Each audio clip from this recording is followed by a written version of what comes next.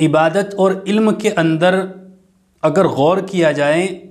تو علم کا مقام عبادت سے افضل ہے، اور اس کی وجہ یہ ہے کہ جتنی بھی عبادتیں ہیں ان تمام عبادتوں کو صحیح طریقے سے اور اللہ تبارک و تعالیٰ کی مرضی اور منشاء کے مطابق انجام دینے کے لیے بھی علم کی ضرورت ہے۔ مثلا ہمیں نماز کس طرح پڑھنی ہے، روزہ کس طرح رکھنا ہے، حج کس طرح کرنا ہے، زکوٰۃ کس طرح دینی ہے، ان تمام عبادات کے مسائل کو جاننے کے لیے اور پھر اللہ تبارک و تعالیٰ سے دعائیں کس طرح مانگنی ہے، اللہ کے دربار میں کس طرح حاضر ہونا ہے، کن آداب کو ملحوظ رکھنا ہے، ان تمام چیزوں کو جاننے کے لیے علم کی ضرورت ہے۔ اگر علم نہیں ہوگا تو پھر تمام عبادتیں صحیح طریقے سے اور اللہ کی مرضی کے مطابق انجام نہیں دی جا سکتی۔ اس لیے علم کا مقام عبادت سے افضل ہے کہ علم کے بغیر عبادتیں صحیح طریقے سے انجام نہیں دی جا سکتی۔ اور اسی طرح اللہ کے نبی صلی اللہ علیہ وسلم کے اوپر جب سب سے پہلے وحی نازل ہوئی اور جب حضور اکرم صلی اللہ علیہ وسلم کو نبی بنایا گیا، جب جبریل علیہ السلام قرآن کریم کی سب سے پہلی آیات آپ کے پاس لے کر کے آئے، اگر آپ اس وحی کے اوپر اور ان آیات کے اندر غور کریں تو آپ کو علم کی اہمیت کا پتہ لگے گا۔ حضرت جبریل علیہ السلام سب سے پہلے حضور صلی اللہ علیہ وسلم کے پاس سورۃ العلق کی ابتدائی 5 آیات لے کر کے حاضر ہوئے، اور ان آیات میں جو سب سے پہلی آیت تھی اقرأ بسم ربک الذی خلق، یہ سب سے پہلی آیت تھی۔ اس سب سے پہلی آیت کا سب سے پہلا لفظ ہی یہ ہے اقرأ، یعنی پڑھیے۔ تو حضور صلی اللہ علیہ وسلم کو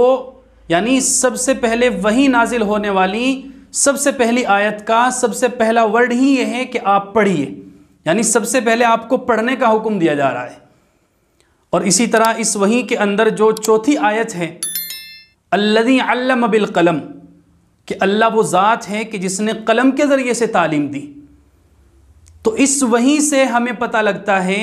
کہ علم کی کتنی اہمیت ہے، اور اللہ تعالیٰ نے نبی اکرم صلی اللہ علیہ وسلم کو پڑھنے کا سب سے پہلے حکم دیا۔ یہ مسلمانوں کے لیے اعزاز کی اور شان کی بات تھی کہ مسلمانوں کے نبی کو سب سے پہلا حکم ہی پڑھنے کا دیا جا رہا ہے۔ لیکن افسوس کے ساتھ یہ بات کہنی پڑتی ہے کہ جس قوم کے نبی کو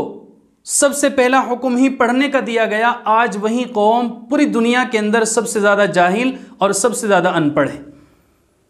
نہ مسلمانوں نے دنیاوی علوم میں ترقی کی، نہ مسلمانوں نے دینی علوم میں ترقی کی، ہر اعتبار سے مسلمان پستہ حال ہیں۔ اور اسی طرح آپ دیکھیں کہ اللہ تعالیٰ نے اپنے نبی کو زیادہ عبادت کرنے سے تو منع فرمایا ہے، ولیکن زیادہ علم حاصل کرنے سے کبھی منع نہیں فرمایا ہے، بلکہ اللہ تعالیٰ نے قرآن کریم کے اندر خود یہ دعا سکھلائی کہ قُلْ رَبِّ زِدْنِی عِلْمًا، کہ اے نبی آپ یوں کہیے اے میرے پروردگار مجھے اور زیادہ علم عطا فرما۔ تو ان باتوں سے علم کی اہمیت ہمارے سامنے اجاگر ہوتی ہے کہ علم کتنا ضروری ہے۔ اور اسی طرح جب اللہ تعالیٰ نے حضرت آدم علیہ السلام کو پیدا فرمایا اور حضرت آدم علیہ السلام کی پیدائش کے اوپر فرشتوں نے اعتراض کیا تھا، تو اللہ تعالیٰ نے آدم علیہ السلام کا اور فرشتوں کا امتحان لیا تاکہ اللہ تعالیٰ آدم علیہ السلام کی شان کو فرشتوں کے اوپر ظاہر کرے۔ تو جب آدم کا اور فرشتوں کا امتحان لیا گیا تو حضرت آدم علیہ السلام علم ہی کی وجہ سے اور علم ہی کی بنیاد پر فرشتوں سے افضلیت لے گئے، ورنہ تو فرشتے کس قدر عبادت کرتے ہیں، اور کون فرشتوں کی عبادت کا مقابلہ کر سکتا ہے؟ فرشتے تو رات دن اللہ تبارک و تعالیٰ کی عبادت میں اس قدر لگے ہوئے ہیں کہ وہ ایک سیکنڈ کے لیے بھی عبادت سے نہیں ہٹتے ہیں، نہ وہ تھکتے ہیں، نہ آرام کرتے ہیں، نہ ان کو بھوک پیاس لگتی ہیں، بلکہ اللہ تبارک و تعالیٰ نے انہیں جس عبادت کے اندر لگا رکھا ہے ہر وقت اسی عبادت کے اندر وہ مصروف ہیں۔ لیکن آدم علیہ السلام کو اللہ تبارک و تعالیٰ نے چونکہ علم عطا فرمایا تھا، آدم علیہ السلام اس علم ہی کی وجہ سے فرشتوں سے فوقیت لے گئے،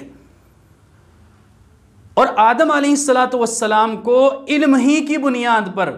زمین میں اللہ کا خلیفہ ہونے کا شرف حاصل ہوا۔